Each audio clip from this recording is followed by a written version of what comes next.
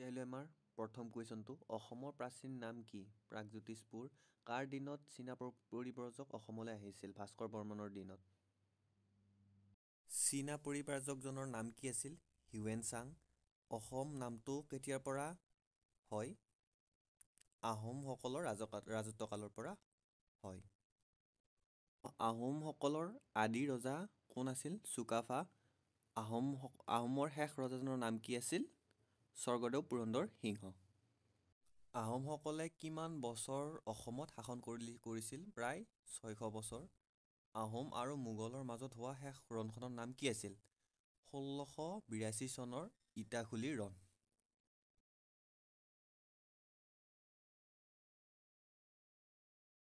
কোনজন আহোম ৰজাই নিজৰ মাকৰ স্মৃতিচিহ্ন হিচাপে জয়সাগৰ পুখুৰী আৰু জয়দৌল নিৰ্মাণ কৰিছিল? স্বৰ্গদেউ ৰুদ্ৰসিংহই। আটাইতকৈ কম বয়সৰ আহোম ৰজাজনৰ নাম কি আছিল? চুলিকফা নাইবা ৰত্নধ্বজ সিংহ।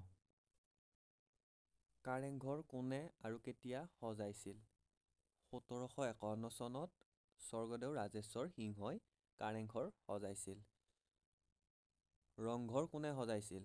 স্বৰ্গদেউ প্ৰমত্ত সিংহই 1746 চনত ৰংঘৰ সজাইছিল।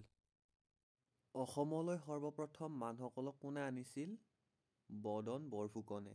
কেতিয়াৰ পৰা অসম ব্ৰিটিছৰ অধীনলৈ যায়?